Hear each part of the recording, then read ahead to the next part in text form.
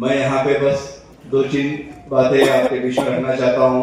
खुसूसी मैं जब यहाँ पे प्रोग्राम में आ रहा था तो बहुत पुराना एक इशू के लिए कोई मुझे फ़ोन किए थे। मैं चाहता हूँ कि मेरे मिनिस्टर साहब को इसको मैं नोटिस करवाऊँ कि उर्दू डीएससी का इशू बहुत ही पुराना इशू है सर, और मैं चाहता हूँ कि इशू को आप टेकअप करिए।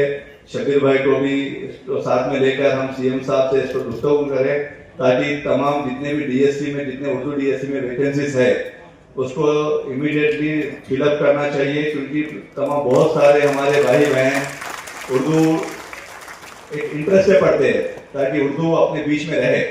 जब वो इतना इंटरेस्ट से पढ़ते हैं और उसको अगर उनको क्वालिफिकेशन में अगर जॉब नहीं मिलता है तो ये अपने लिए भी बहुत बड़ा क्वेश्चन मार्क है सर। हम इतने बड़े बड़े पोजीशन पे रहकर हम इनको जस्टिस नहीं कर पाए तो हमारे लिए भी, आपके लिए भी, सबके लिए बहुत ये चिंता का सबक है। तो मैं चाहता हूँ कि हम सब मिलकर डेलीगेशन में जाके सीएम साहब को उसके लिए अपना रिक्वेस्ट लगाए।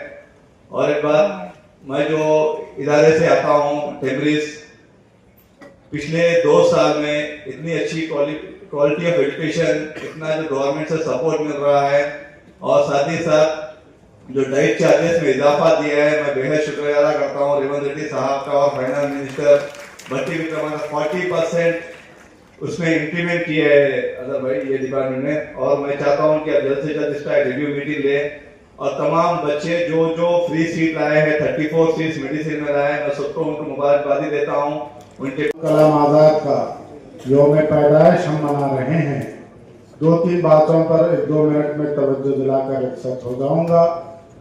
बहुत ही कम उम्र में मौलाना अबुल कलाम आजाद को हिंदुस्तान का वजीर बनने का मौका मिला तो उन्होंने सब में पहले जो चुना वो तालीम को चुना। इसलिए तालीम को चुना कि हर मजहब में इनकी अहमियत है, खास तौर पर इस्लाम में भी इनकी अहमियत है। इसलिए अल्लाह ताला ने कुरान में जो सब में पहली आयत उतारी उसमें इक़रा यानी पढ़ो लिखा गया है। और उस तालीम का जो कारवां चला, आज आप जरा गौर फरमाएं कि इल्म एक ऐसी चीज है, जिस घर में इल्म आ जाता है, जिस शख्सियत में इल्म आ जाता है तो उसका मयार बढ़ जाता है, उसका चाल चलन का ढब बढ़ जाता है, उसके अंदर एक ताकत पैदा हो जाती है। इल्म एक ऐसी चीज है कि इंसान को ऊंचाई तक पहुंचाती है। रोजगार से लेकर, अखलाक से लेकर, तहजीब से लेकर, तमद्दुन से लेकर हर चीज जो सिखाती है वो इल्म है। इसलिए सरकार, हम सब जानते हैं कि आज एक अहम दिन है। आज हिंदुस्तान के अजीम मुजाहिद फ्रीडम फाइटर आली जनाब मौलाना आज़ाद साहब की हम आज उनकी जन्मदिन हो बहुत ही बड़े पैमाने पर हिंदुस्तान में मना रहे हैं। उसी तरीके से तेलंगाना भी हम लोग मना रहे हैं। मौलाना आज़ाद साहब के बारे में आज नौजवान नस्ल को मालूम कराना हमारा एक फ़र्ज़ है। ये तकरीबें इसलिए की जाती है कि हमारे नौजवानों को बताएं कि मौलाना आज़ाद साहब ने इस देश के अंदर आज़ादी के लिए उनका क्या कंट्रीब्यूशन था, उन्होंने क्या काम किया। मौलाना आज़ाद साहब मक्के में पैदा हुए, लेकिन उनके वालिद मोहतरम जब कलकत्ता आ गए, वहाँ से उन्होंने अल हिलाल अखबार निकाल कर सियासत में दाखिल हुए। हिंदुस्तान जैसे अजीम मुल्क, जब हिंदुस्तान आज का हिंदुस्तान नहीं था बल्कि उस हिंदुस्तान में यहाँ पर पाकिस्तान भी था, बांग्लादेश भी था, बर्मा भी था, इतना बड़ा देश था। इस सारे बड़े देश के जब कांग्रेस पार्टी अंग्रेजों से आज़ादी हासिल करने के लिए लड़ाई लड़ रही थी तो इस कांग्रेस पार्टी के सबसे कम उम्र सदर 35 साल की उम्र में उन्होंने ऑल इंडिया कांग्रेस पार्टी का सदर बने 1935। ये कोई मामूली बात नहीं है। जब हिंदुस्तान खाली आज का हिंदुस्तान नहीं, पाकिस्तान भी था, बांग्लादेश भी था, एक पार्ट ऑफ अफगानिस्तान भी था, तो वहां के सदर बने। फिर उसके बाद 1940 में फिर दोबारा सदर बने, फिर 5 साल रहे 1945 तक, आजादी से 2 साल पहले तक आजादी 47 में मिली, 45 तक थे। उन्हीं के दौर में क्विट इंडिया मूवमेंट, भारत छोड़ो, जो सबसे बड़ा हिंदुस्तान का मूवमेंट चला अंग्रेजों के खिलाफ, वो था भारत छोड़ो क्विट इंडिया 1945। इस मूवमेंट के भी वही सदर थे। दोस्तों में क्या हो रहा है, टीचर कहाँ नहीं है, हुकूमत और कलेक्टरों से बात करके हम अगर सलाह के बारे में हम अगर सोच विचार करेंगे तो हमारी तरक्की होगी। कोई ऊपर से आके तरक्की नहीं देने वाला है। आप कोई काम कर रहे हैं, अच्छी हुकूमत है, अच्छे वजीर आए हुए हैं माइनॉरिटी वेलफेयर के। मैं चाहता हूँ उनके साथ मिलजुल कर उनके साथ अच्छे अच्छे नए स्कीमात बनाएंगे हम लोग, और वो स्कीमात को रूब अमल लाना अपने ऊपर डिपेंड है, हमारी सोसाइटी के ऊपर डिपेंड है। तो उसके साथ एक ही वर्ड कह रहा हूँ कि रेवंत रेड्डी साहब को मुबारकबाद देना है। उन्होंने एक नया कॉन्सेप्ट लाया है कि integrated young India integrated schools. 4 school एक ही जगह, 5 एकड़ पे माइनॉरिटी स्कूल, 5 एकड़ पे एससी, 5 पे बीसी, 5 पे एसटी, एक ही ग्राउंड में 4 कॉलेजेस, 25 एकड़ का।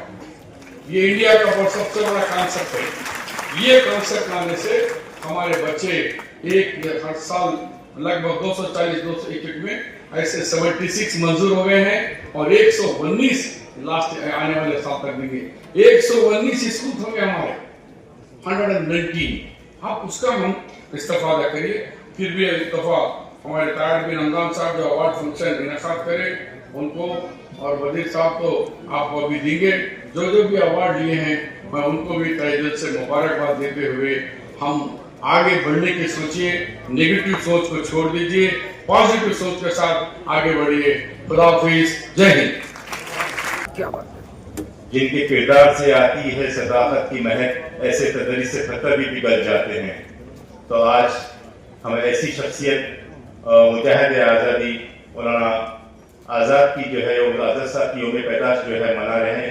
योम अखिलती बहबूद और सारे मुल्क में कौमी योम तालीम जो है मनाई जाती है, और हमारे तेलंगाना रियासत में योम अखिलती बहबूद मनाई जाती है। तो आज इस समय में एक बड़ा अजीम प्रोग्राम जो मुनक़िद किया जा रहा है सबको तो हुआ है अवार्ड्स का, उस प्रोग्राम में शिरकत करने वाले आज हमारे इस प्रोग्राम के मेहमान खुसूसी हमारे नौ मुंतखब वज़ीर अखिलती बहबूद, जिन्होंने अपनी सलाहियतों का जो है लोहा सारे मुल्क में नहीं सारी दुनिया में जो है अपने हुनर अपने खेल के जरिए मनवाया था।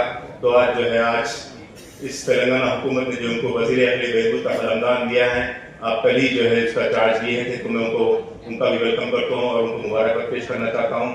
और हमारे सबके हर्दी अजीज मुशीर आला जनाब मोहम्मद अली शफीर साहब, जिन्होंने तालीम मैदान में एक से दराज के साथ जो है तहफ़्फ़ुज़ात के नाम पे जो है वो मुसलमानों को जो खिदमत की है, मुसलमानों की जो है तालीम पसमानदगी को दूर करने में जो उनका रोल आया है, उनको लिए मुबारकबाद पेश करता हूँ। और जिनके तहत उर्दू अकेडमी के तहत जो आज प्रोग्राम मुनक़्क़िद किया जा रहा है, जनाब ताहिर बिन हमदान साहब और तेलंगाना हुकूमत के हमारे मुअज़्ज़िज़ वज़ीर आला जनाब रेवंत रेड्डी साहब को मैं मुबारकबाद पेश करना चाहता हूँ इस प्रोग्राम के कामयाब इनेकाद पर, क्योंकि यकीनन हम हमारे मुअज़्ज़िज़ वज़ीर आला जनाब रेवंत रेड्डी साहब की इक़्तिदार में उनकी सदारत में जो है हमारी तरक्की हमारी रियासत एक तरक्की की तरफ गामज़न है। और ख़ास तौर पर यह है कि जो अमन अमान का जो माहौल हमारी रियासत में है उसके लिए भी जो है हमारे वज़ीर आला जनाब रेवंत रेड्डी साहब इस मुबारकबाद के मुस्तहिक़ हैं। और इस प्रोग्राम को ऑर्गेनाइज कराने के लिए मैं अखिलती बहबूद के सेक्रेटरी जनाब शफीउल्लाह साहब और उर्दू अकेडमी के जो है डायरेक्टर भी है मोहम्मद सफ़ीउल्लाह साहब और जो है ताहिर बिन हमदान साहब, जितने भी अहदेदार हैं उर्दू अकेडमी के, मैं सबको मुबारकबाद पेश करता हूँ। खासतौर पर जो आज शोरा अदीब और असातिज़ा जो हाजिर हुए अपनी जो अवार्ड के मुस्तहिक़ है अपने खिदमत के लिए अपनी, तो मैं उन तमाम को मुबारकबाद पेश करना चाहता हूँ। का एक मानना है कि जहाँ पे भी उन्होंने देखा है, जहाँ पे भी मौका लगाया है, उनको दिखा है, तो उन्होंने बिल्कुल वहाँ पे माइनॉरिटीज में मुस्लिम को और क्रिश्चियन को सबको उन्होंने अकोमोडेट किया है। तो यहाँ पे मेरा मानना ये है कि देखिए आपको सब्र करना पड़ता है। सब्र इज द मोस्ट इम्पोर्टेंट है। कोई भी अगर आप चाहे खेलेंगे या पढ़ेंगे तो आप सब्र करना पड़ता है। सब्र का ही फल मीठा होता है और वो फल आपके सामने ठहरा हुआ है, इससे ज्यादा में कुछ नहीं होता। क्योंकि सब्र करना इंसान के लिए बहुत बड़ी चीज है, क्योंकि अल्लाह ताला ने खुद कहता है कि आप सब्र करोगे तो मैं आपके साथ हूँ। क्योंकि आप सबर नहीं करेंगे, अल्लाह ताला आपके साथ नहीं होगा तो फिर आप भटक जाएंगे, इधर उधर चले